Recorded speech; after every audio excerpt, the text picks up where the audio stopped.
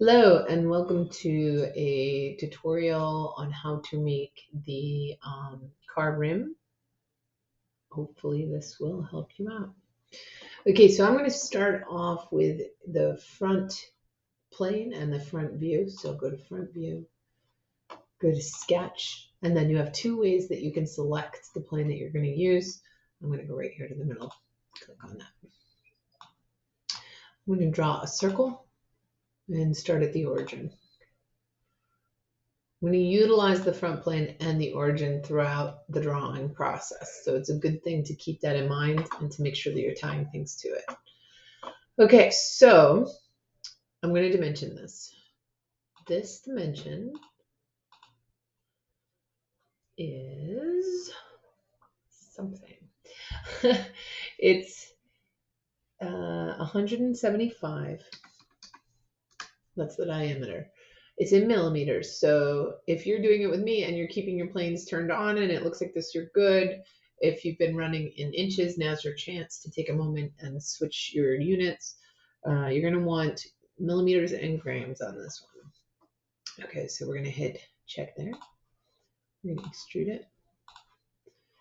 And I'm going to go ahead and do the isometric view so you can see that I'm going to make this 70, but I'm also going to go with symmetric. So it pops it right in the middle and gives us a nice little area to work off of. Okay, so we have that. Now we're going to go ahead and fillet this outside corner, just this corner, not both. So that will be 6 millimeters. Mine already says 6, but you know what? I'll click on it and I'll click on the number 6 and enter. Because my units are already in millimeters, I don't have to type the millimeter. I'm good to go. All right, the next thing I'm going to do is there's 5 drill holes on this, which is interesting, or bolt holes, because in the schematic that I'm looking at, it says 6 of them, but then if you look at the picture, it says 5. The closest I've ever gotten to this being the right mass, which I've never gotten the correct mass on this, it's been with the 5. So we're going to try the 5 here. So we're going to go to sketch, go to plane. I'm going to use a point as a point of reference for my drill hole. So I'm going to go ahead and align it with the origin up here vertically, dimension that. And I was given a diameter of 127. Now, obviously, this is radius. This is half of a diameter. So there's obviously you could just divide 127 by 2 and you'll get your answer. Or you could do 127 backslash 2. And there you go, 63.5. So you could type in 63.5 or you could do that. Hit check. Now when I go into my hole tool, I can click on that reference point that I just created and it makes the hole for me. Now the dimensions on the hole are a diameter of 20 through, diameter of 30 and 90 degrees on this other part, the outside part. So what you need to do is just double check, make sure that you have these settings. Countersink, through, custom, 20, 30, 90. If you have all that, it should look like this. I can move it to show you. Looks good. That's what it should look like. If you have that, you're good to go. Go ahead and hit check. The next thing I'm going to do is a circular pattern. So if you look up at your tools at the top, you're going to find the linear patterns hanging out. Usually that's the background one that's always there. But you can go ahead and go to this drop down and you're going to find circular pattern. It's easier for me instead of having to worry about clicking on faces or different. Oh, right now it's on parts. Let me fix that. Drop down to feature pattern. Instead of clicking on all these circles and making sure I've grabbed everything, I can go right over here on this side to hole 1 and it grabs everything for me. The axis is cool. You don't have to create an axis of symmetry in the center. You can actually just go right over and click on any of the circles that are going to be your main circles, and then that will create the axis. So that works. Right now it's at 4, so let's switch that to 5. And you're good to go. That looks good. So that's the center of the wheel rim. The next part we're going to do are the spokes or the pieces coming out. I run off the bottom on this. I guess you could run off in any direction, but for me, that's the way I'm going to go. So I'm going to do a sketch. I'm going to, again, go to the front plane. So this time I'll click on the left side over here, just for fun. Keep it interesting. And I'm going to create a construction line. I'm going to go straight down. Okay. And then I'm going to dimension that construction line.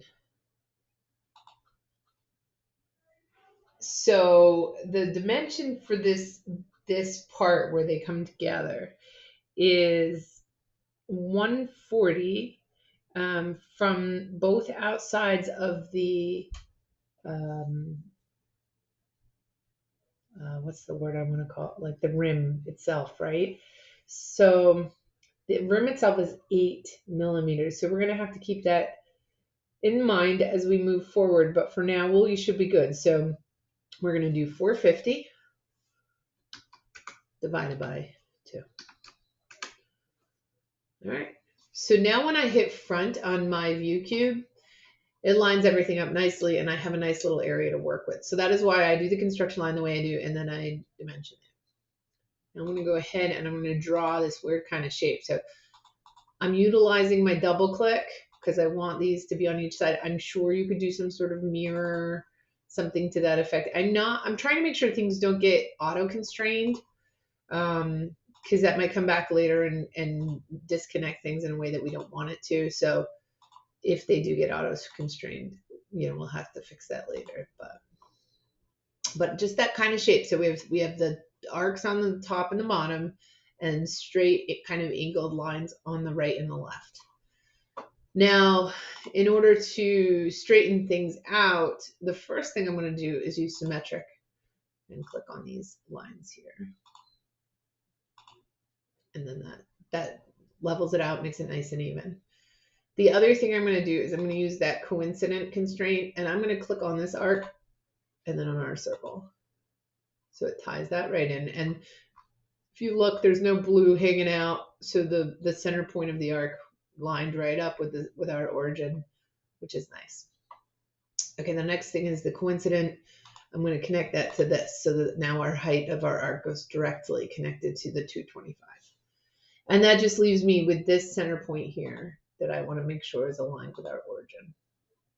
It's okay. Sometimes this goes super wide. Sometimes it doesn't. It's no big deal, because the next thing we're going to do is dimension the degrees for this one, which are going to be 30. Ooh, I don't know why that just happened. Well, that'll give it a weird date and time. Sorry. No. Okay, I got rid of it. You can't hit escape when you're taping, so if you're wondering why that was there. Okay. All right, so now that we have that, we have a lot of the things we need to move forward. It's okay if your shape looks a little different than mine. You can see that it's not fully defined because these are blue. And if I were to take and grab this point, I don't have anything selected, right? Yeah. I can pull it in and out. So don't worry so much about that. You do want it to kind of look like this. So if you have this kind of shape, you're in good shape, because the next thing we're going to do is utilize the offset tool. So it offset this line because that was that one I had selected. I'm going to go ahead and go all the way around. And I'm going to do that first before I hit the arrow. But then I am going to hit the arrow, hit enter on my keyboard, and type in 20 and hit enter again. All right. Now that allows us to get a shape of something that we need, but we're actually going to go back and delete some of our offset constraints in a minute. But first, let's put in the fillets on these. So these corners right here, all 4 of them are the same dimension. So they're going to be a radius of 10 millimeters. Okay, that looks good. Now, before I do any of those other dimensions, I am going to go back and I'm going to get rid of these guys hanging out here. So delete, delete, delete. I feel like I saw offset pop up here. No. Okay. I'm just looking around. If you hover over a line, it allows you to see the constraints for that area without you going to show constraints, and you get this chaos. So it's a good little tip. All right, so then we're going to go here to this dimensions. Click on here and here. So what I did was we started with offset 20, and I want these two to stay 20. So I went back and just put them in manually. But we are going to change these, and if you have not taken the offset off, it's going to go red. So I have already taken the offset off, so I'm going to go with 110. And then this top one is going to be 200.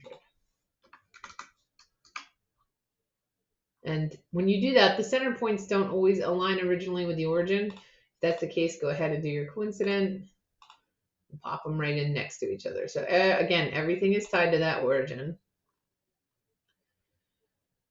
All right, that looks good. Now, there's a dimension on here that is not on the technical drawing. If you're trying to get it as close as you can to the one that I'm referring to. If you don't know what I'm talking about, that's cool. But if not, what I did was I used it with the scale and everything to find something I could measure. So I decided to take the distance from this point to this point.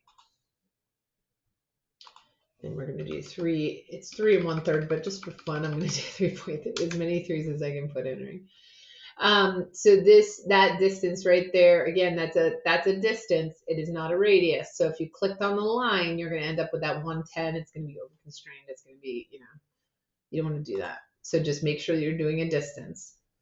So as you can see at this point, everything is fully defined, and that's where it should be. And it should look like this. If it looks like this, you're in good shape. Hit check, and now we're going to extrude it. We're just extruding that outside part.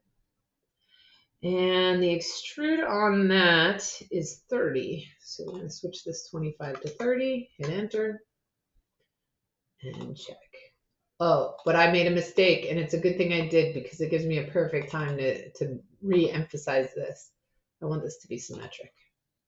So again, there's a reason that I drew on the front plane so that then when I did the symmetric, just like I did with the other one, everything is running through the middle, and it's happy.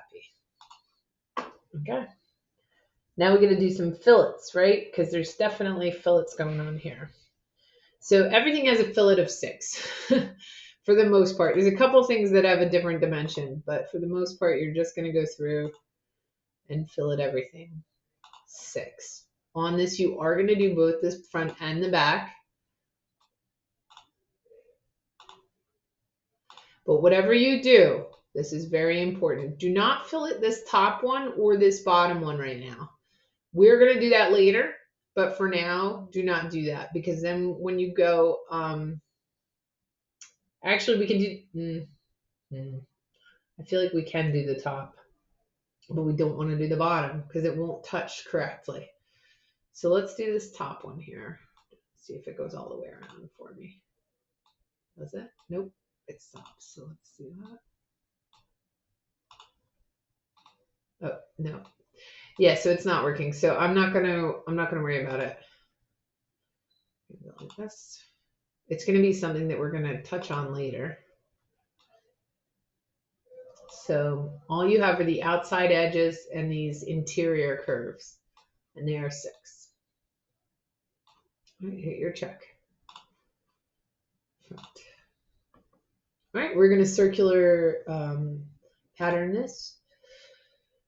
And I like personally to do it all. I like to grab the sketch too. You don't have to really grab the sketch. You could just do these others. But for me, we're going to go to feature and part pattern, feature pattern. We're going to click on sketch, extrude, sketch 3, extrude 2, and fillet 2. If you're following the same as me. And axis, again, I'm going to use that exact same axis because I want to kind of keep everything the same. And there are 6 of these. So go ahead and put 6 in. And hit your check. All right, this is looking good, guys. So there you go. We now have these rims out. I'm going to go ahead and turn that off. There we go. So you can turn the sketch off, the circular pattern sketch, and then you don't have to see it, but it still allows you to see the pattern. All right. So just so you can see, this is where we're at. This is what we have. The next part is where it gets a little kooky. So let's go slow on this and we'll get through it. So I'm gonna go to the right and I'm gonna zoom. I'm gonna work off the top this time. I can't tell you why I do that. Oh, and this is so much fun. Okay, this is a pretty good spot for what I need. I'm gonna go ahead and I'm gonna sketch, and we're in the right plane area, so we're gonna go ahead and sketch on that right plane. It's okay, we don't have to create a plane or anything, we can use that. And then we're gonna create this shape. So I'm gonna go like this, doot, doot. Keep this nice and straight, bring this over, straight, do a little angle down, again, straight, vertical, straight, angle, nice. Okay, so that's it. That's the shape in all its glory. We're gonna go ahead and fillet these corners. And we are gonna fillet them 10, which is what they have. So I'm gonna hit enter on that. And it's gonna say 10, and I'm gonna say, yeah, I like that. I'm gonna get rid of these little extensions here. And the reason I drew them specifically to be able to draw that fillet. So now you can kind of see what I'm up to. And if you're using the drawing that I referenced earlier, you're like, oh yeah, I see it. With that said, there's definitely things missing on the drawing in order to get a truly accurate measure on all of this. All right, so the next thing I'm going to do is I think I'll go for this one. I'm not doing those inner corners yet because I found there's a glitch where if I do those, even if I type them in as 6 and do them after and hit enter, and have the 10 all nice and done, they still try to align with each other. So I try to do a couple things in between before I go back to the inner ones that we'll be working with in a second. So the distance between those two lines is 300. It's okay that it went kooky. Don't worry. It'll all work out in the end. We're going to do this one as 125. And then this distance is weird. We're going to do a distance between these points. See how that's like a distance? And that distance is going to be 15. And then we're going to do the angle. So this line, and we're still doing that angle right here, this interior angle here. And that is also 15. So that looks kind of ugly. Let's see if I can move some of these out of the way so you can see what's going on. All right. You can also put this, obviously this could go the other way as well. But for now, let's just do it this way and we're good to go. Okay. So 15 distance, but also 15 on that angle in that direction. All right, that's good. We're doing good. Now the next thing we're going to do is we're going to do a that fillet, the fillet I mentioned. So these corners are actually rounded, but like I said, when you do them next to each other, Onshape does something weird where it tries to make them the same, which just happened. Current fillet radius. All right, so let's delete that. Or maybe I'm going to Control Z it. Okay. So I think I need this to be a little taller. That's all. It's okay that it goes. These little curves, little arcs and stuff do go a little kooky sometimes, and it's okay. You can play with them. It works out in the end. One of the things I haven't done yet is I haven't constrained the two together, which I will do in a second. So just to make it easier, I do want these to be the same. So I'm going to go like this and then like this, right? So those are the same horizontally, those points connect. All right, now we should be able to do these corners here. Okay, and I'm going to hit enter. And then I'm going to change it to 6. Looks good.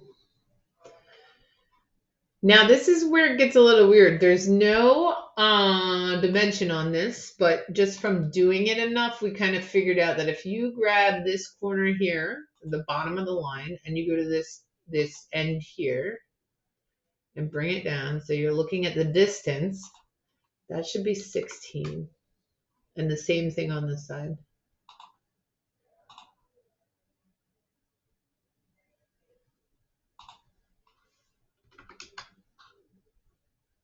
Huh. Didn't like it. This does happen sometimes because it's getting so like finicky with the different parts. It's okay. What I'll do is I'll just delete this for now. And then if we want to go back in, we might want to, but we might not want to too. We might want to just leave it. Maybe it's this point to this point is 16. I don't think that makes a difference. I think it would have glitched either way, but let's see if this is 16. And this is 16. So it's that initial point before the curve. That says 16 as well. Which it said, but then it won't. It should just be that's okay. I'm not going to worry about it. All right, so if we have this, we're in good shape. The other distance that you have to worry about is the distance from the top to the bottom after it has been offset. So we'll do that in a second. But we're coming into the home stretch on this. So I'm going to go ahead and offset. I'm going to take this arc here, this line, this arc, this line, this angled line, this line, this arc, this line, and this arc. And I'm actually going to flip it. The radiuses work so much better when it's flipped. And dimension-wise, it doesn't seem to have too much of a change in the drawing status if you're trying to get everything to work right. I'm going to go ahead and I'm going to connect these two dots, points. Connect the dot. Sorry.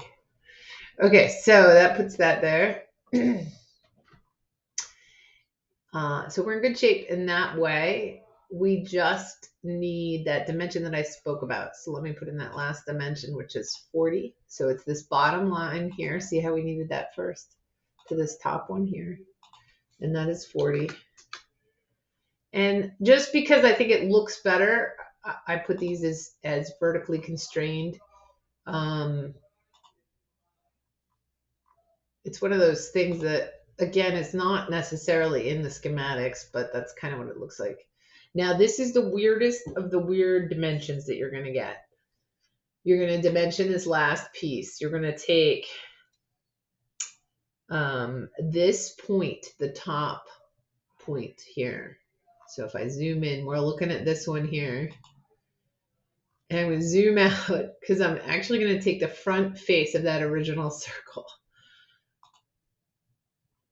Isn't that weird? Okay. And that dimension is going to be 55. The other thing I'm going to do is I'm going to constrain this whole thing so that it's connected to the spokes. Now listen, if you're going to go on to the other questions, if you know what I'm talking about as far as where this is going, you are going to have to move it, and you are not going to get the correct mass on this if that's what you're going for. But this will at least get you in the right direction. Maybe somebody in the comments later can tell me why mine is not working out the way it should be. But for now, it's a good beginning to it all. All right, so we have that, and I'm going to go ahead and do that coincident constraint, and I'm going to use the bottom line here. No, I'm not going to use the bottom line. I take that back. I'm going to use the top line. And then I'm going to zoom in, and I'm looking for something that would be the top of this, what I'm calling a spoke, right? So I'm going to click on there and tie it in there. And that's different than I've done in the past. Usually I put it on top of it, but in looking at the measurements for the millionth time, that does seem like that's a better place for it. All right, so I'm going to hit check. My sketch is fully defined. If you want to see it in all its glory. Everything is fully defined except for these weird midpoints that don't need to be there. Okay, I'm going to hit check. That's what we have. What I'm going to do now is I'm going to go and revolve it. So I'm going to revolve. We're going to pick what we're going to revolve. We're going to do this as an add, but I feel like it will. Let's just see. I might have to go back and put that in. I'm going to go to isometric because it looks so cool. And then we're once again on the axis, we're going to go to the same axis we've been using, which is that outer circle. Isn't that awesome? There's just something so cool about all of that. All right. And then it does say add, so that's good. We don't want it to be new. We want to only have one part when we're done. There you go. There is your wheel rim. Dun, da, da. So the one thing is with this is that this is connected to a question, which is why I'm walking through it. And if you're connecting it to the question, you're going to go ahead and go to part 1, right click on that, assign material, aluminum,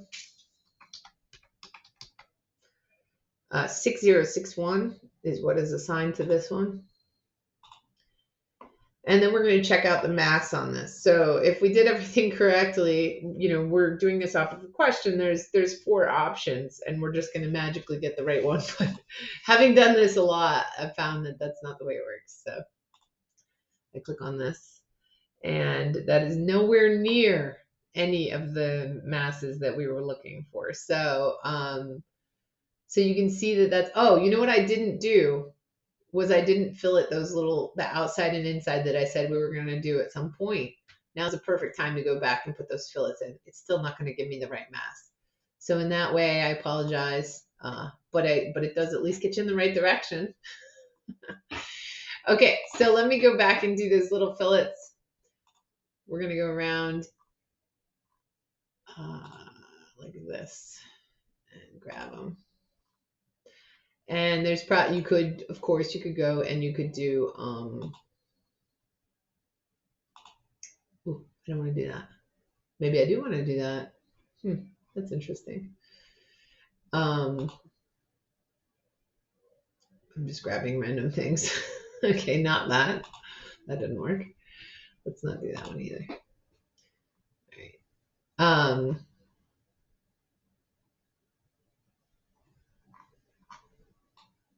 There we go.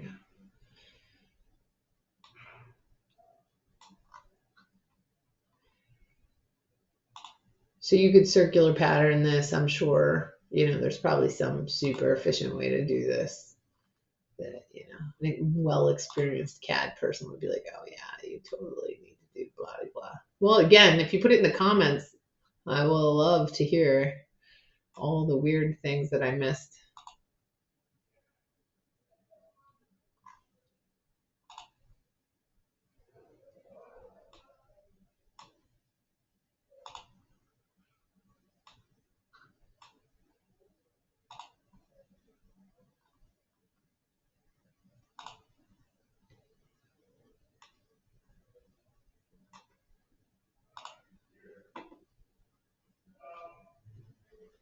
All right, I think that's everything. Let me just make sure it went all the way through to the other side on that top one. Yep.